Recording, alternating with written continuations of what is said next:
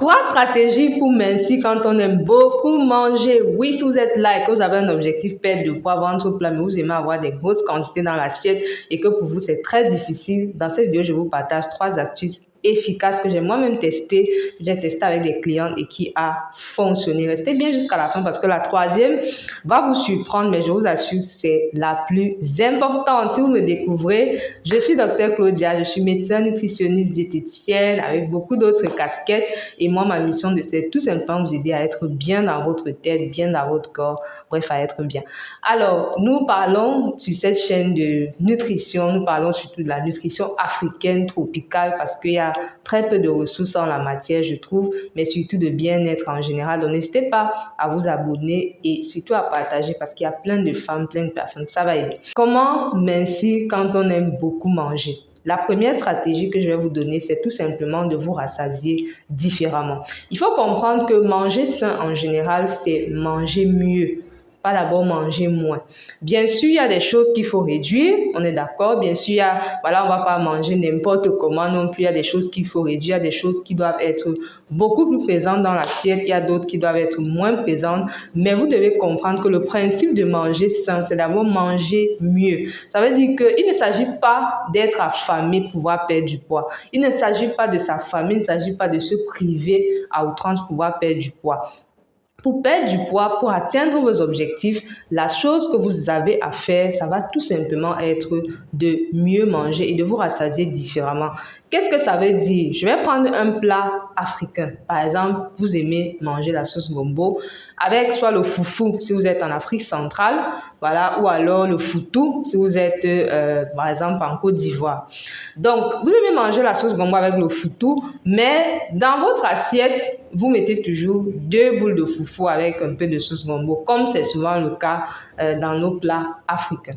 Alors, vous rassasiez différemment ici, ça va ressembler à quoi? Ça va tout simplement être de prendre déjà une grosse assiette et de mettre beaucoup de sauce gombo avec du poisson, de la viande, ça dépend de ça avec quoi vous mangez. Et de prendre une plus petite assiette et mettre le foutou. Maintenant, vous allez me dire, docteur, je ne veux pas me rassasier. C'est faux. D'accord? La première chose, c'est que les légumes, par exemple, les légumes comme le gombo ont des fibres solubles qui sont des sortes de gel. Donc, ça permet en fait de vous caler.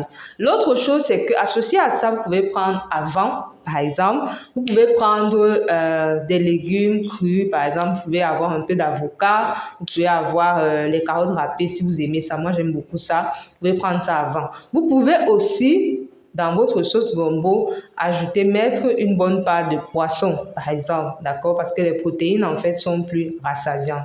Donc ça, c'est la première chose que je vous recommande, c'est d'apprendre à vous rassasier différemment. Les aliments qui rassasient sans vous faire mincir, c'est ce que vous devez le plus privilégier dans l'assiette. Je prends l'exemple des légumes, je prends l'exemple des protéines, d'accord? Il ne s'agit pas non plus d'en mettre des tonnes parce qu'il y a une quantité de protéines à prendre par jour, mais vous devez mettre suffisamment de protéines, par exemple du poulet, ça peut être même des protéines végétales comme le haricot, comme le soja.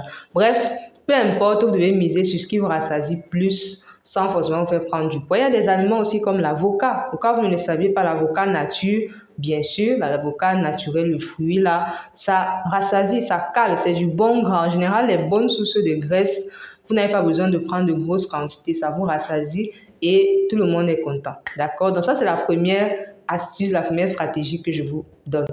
La deuxième astuce qui va aider un peu à compléter la deuxième, parce que je vous entends déjà ici me dire, oui, mais est-ce que je vais vraiment me rassasier? C'est de prendre le temps de bien mâcher. Vous convenez avec moi, d'accord? Je suis sûre que vous allez convenir avec moi que souvent on mange en 5 minutes top chrono. Et si vous mangez vite, qu'est-ce qui se passe? Vous n'avez pas le temps de percevoir quand vous êtes vraiment dans la satiété. Vous n'avez pas le temps de percevoir quand vous êtes rassasié. Et c'est ça qui fait que vous mangez de grosses quantités parce que limite, vous avalez, on avale en fait, je m'inclus, on avale la nourriture, d'accord? J'apprends moi aussi à manger plus lentement parce que moi avant je mangeais en 5, maxi 10 minutes quand c'était vraiment important. Donc, franchement, prenez le temps de bien mâcher. Qu'est-ce que ça va faire? La première chose que ça va faire, c'est que ça va ralentir la vitesse d'absorption de ce que vous allez manger. Ça va vous permettre de percevoir quand vous êtes rassasié et vous allez voir que vous allez manger de moins bonne quantité. Beaucoup parmi vous n'ont pas l'effet, par exemple, rassasiant des protéines parce que, bon, il y a la manière de faire aussi quand c'est frit et tout, mais aussi parce que vous mangez ça tellement vite, d'accord? Ou alors vous mangez ça à la fin. Le plus intéressant, par exemple, serait de manger ça au début et prendre le temps de mâcher. Vous allez vous rendre compte que vous commencez à ressentir les effets de la satiété. Donc, manger plus lentement va énormément vous aider. En tout cas, moi, ça m'aide énormément. Ça a aussi aidé certaines de mes clientes qui avaient ce problème. Et la troisième stratégie, je l'ai dit, c'est celle qui va probablement vous surprendre. Pourquoi? Parce que c'est un aspect dont on ne parle pas beaucoup et je trouve ça dommage, particulièrement dans le contexte africain ou dans le contexte tropical. C'est tout simplement de comprendre pourquoi.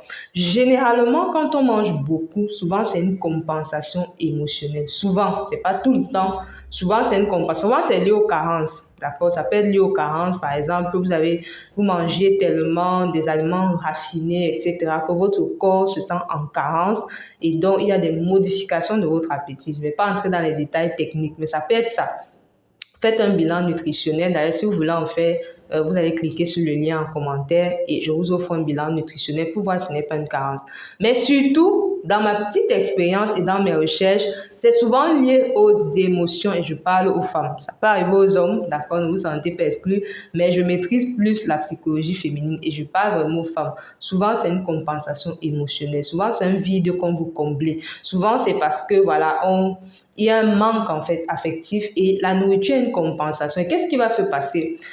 Vous allez me dire peut-être que non, mais je n'ai aucun problème, mon travail va bien, mon mariage va bien, mais ça peut être vraiment des choses de l'enfance. Souvent, les filles qui n'ont pas grandi avec leur père, souvent des personnes qui ont perdu des êtres chers, qui ont eu des traumatismes dont elles ne se rendent pas compte. Souvent, vous allez avoir tendance à vouloir manger devant l'écran pour anesthésier en fait une douleur. Donc, il faut aller comprendre. Et si vous ne savez pas comment vous y prendre, j'ai un petit programme sur les kilos émotionnels qui vous explique les émotions, qui vous explique même l'origine du stress, etc. Cliquez également sur le deuxième lien si vous voulez accéder à ça. Ça peut vraiment vous aider à mieux gérer ça. D'accord? Donc, ça peut être émotionnel. Et si c'est émotionnel, ou alors c'est une carence, peu importe la cause, en traitant la cause, vous allez pouvoir mieux gérer le problème, d'accord? Vous allez pouvoir, si c'est les émotions, par exemple, vous allez apprendre à mieux gérer les émotions et donc à moins ressentir ou alors à moins fréquemment ressentir le besoin de toujours compenser avec la nourriture. Dites-moi en commentaire, chez vous, quelle est l'astuce que vous appliquez peut-être ou alors est-ce que vous avez une autre astuce ou l'astuce que vous allez commencer à appliquer? Et surtout, dites-moi, est-ce que le côté émotionnel vous parle? Vous aimeriez qu'on en parle davantage? J'ai hâte de vous lire en commentaire. N'hésitez pas à partager la vidéo, à vous abonner, c'est totalement gratuit. Et moi, je vous retrouve pour une prochaine vidéo.